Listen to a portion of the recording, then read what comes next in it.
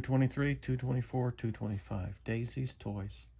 Justin came over about half an hour later. He gave me a big hug and said, "Sorry, Augie." We all sat down in the living room, not saying anything. For some reason, V and I had taken all of Daisy's toys from around the house and put them in a little pile on the coffee table. Now we just stared at the pile. "She really is the greatest dog in the world," said Via. "I know," said Justin, rubbing Via's back. "She just started whimpering, like all of a sudden," I said. Via nodded. "Like 2 seconds after you left the table," she said. "Mom was going to go after you, but Daisy just started, like, whimpering." "Like how?" I said. "Just whimpering." "I don't know," said Via. "Like howling?" I asked. "Augie, like whimpering," she answered impatiently. She just started moaning, like something was really hurting her, and she was panting like crazy.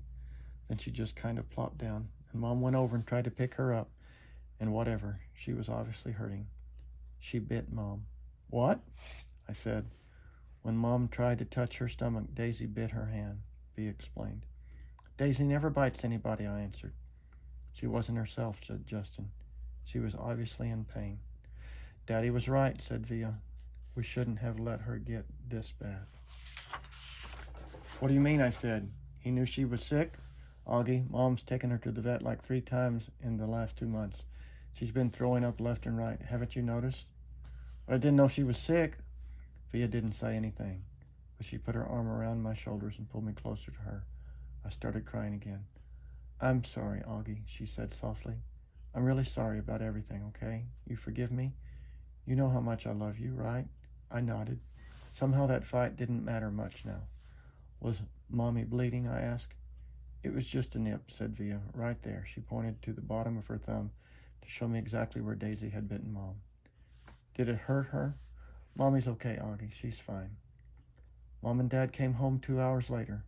We knew the second they opened the door and Daisy wasn't with them that Daisy was gone. We all sat down in the living room around the pile of Daisy's toys.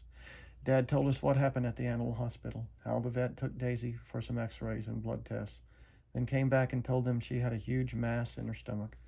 She was having trouble breathing.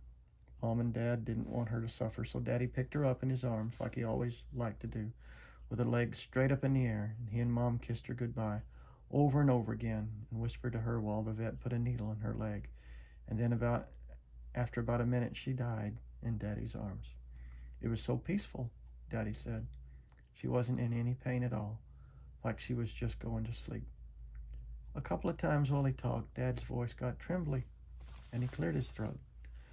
I've never seen Dad cry before. I saw him cry tonight.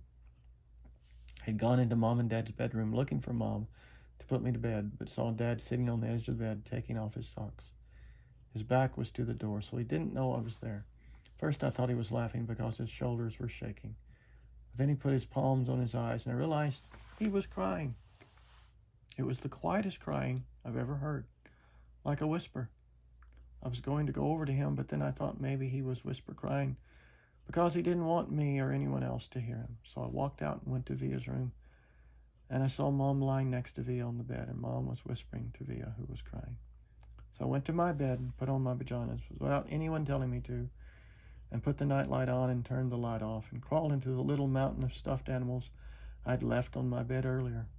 It felt like that all had happened 1,000,000 years ago.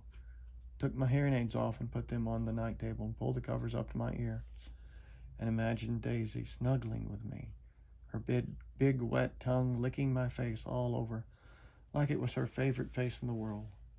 And that's how I fell asleep.